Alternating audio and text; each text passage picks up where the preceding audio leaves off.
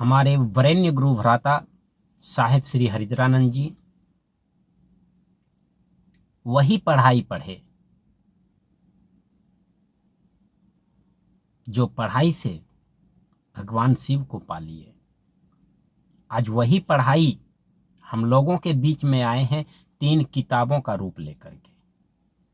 पहला किताब दया, दूसरा किताब का नाम हुआ चर्चा और तीसरा किताब का नाम हुआ नमः शिवाय। इन तीनों किताबों की फाइलें खोलकर और पढ़ने की कोशिश यदि करे इंसान, यदि मैं करूं, तो भैया साहेब जैसा महादेव को अवश्य पा लेना, अवश्य पालूंगा।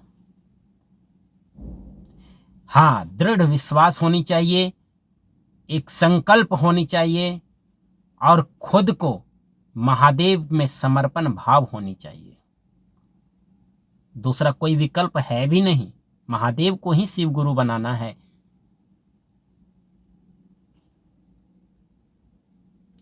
किसी भी प्रश्नों में फंसना नहीं चाहिए। किसी भी प्रश्नों में यदि मैं भी फंस जाता हूं तो प्रश्न का जो जाल है ना, बहुत भयंकर दुखदाई होता है। हाँ, परमात्मा है, सत्य ईश्वर है तो भैया है, तो एक साधे सब सधे, सब साधे सब जाए, तो किसी एक ही डोरी तो पकड़ना होगा ना। कहीं जाना होता है तो कोई एक ही ट्रेन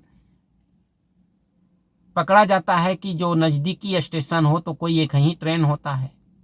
कहीं दूर जाना होता है तो कट कट के ट्रेनें चेंज तो होती ही हैं। लेकिन हमारे महादेव नजदीक हैं, हमारे पास हैं, तो हम सिर्फ हमारी ये नजरें नहीं उनको समझ पा रहे हैं दिख रहे हैं, वो पल प्रति पल नजर आ रहे हैं। लेकिन यहाँ पर जो पर्दा लगा हुआ है भैया, इस पर्दा को हटाना होता है। यदि यह पर्दा हटा लूं तो महादेव मिल जाएंगे। हमारे महामानव साहेब श्री ने कितनी प्रयासें की, वह कम नहीं पढ़े थे। बहुत तरह की डिग्रियां उन्होंने हासिल किए, बहुत तरह के ऊंचे ऊंचे पद को प्राप्त किए, नौकरियां उन्होंने की, फिर भी उनको इन बाह्य अर्थव्यवस्थाओं पर ध्यान उनको उतना नहीं लगा जितना कि महादेव प्रति उनको ध्यान रहा। वह क्या क्या नहीं किए। हमारे साहेब श्री शमशान में गए, वहां पर भी बहुत तरह तरह के सांप बिच्छू जीव जंतु आए, बाघ आए, सियार आए, लेकिन साहेब किसी से भयभीत नहीं हुए। साक्षात महाकाल आए, उनसे भी भयभीत नहीं हुए।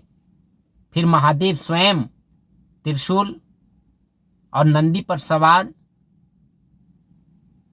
और वैसे ही रुद्र माला को धारण किए हुए, बाघंबर ओढ़े हुए, जटाओं में गंग की धार बहाए हुए सामने प्रकट हुए।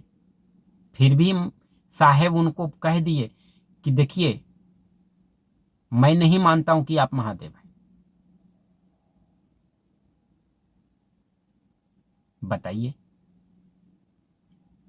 और स्वयं के घर में जाकर अपनी बगिया में उन्हें अचानक आकाशवाणी, फिर महादेव आकाशवाणी के माध्यम से उनके कानों में श्रवण कराए नमः और शिवाय। तो महामानव आज वही नमः शिवाय का मंत्र पंचाक्षरी हम लोगों को दिए हैं। अध्यात्म की कुंजी है ये। तो चलिए इस कुंजी को लेकर के अपने अध्यात्म की ताला को खोलते हुए और अपने महादेव के शिवधाम में जाने के लिए अग्रसर हों, तत्पर हों, कंधे से कंधे मिलाकर एक दूसरे को यह कहते चलें, आइए भगवान शिव को अपना गुरु बनाए। हमारे महामानव साहब श्री कह रहे हैं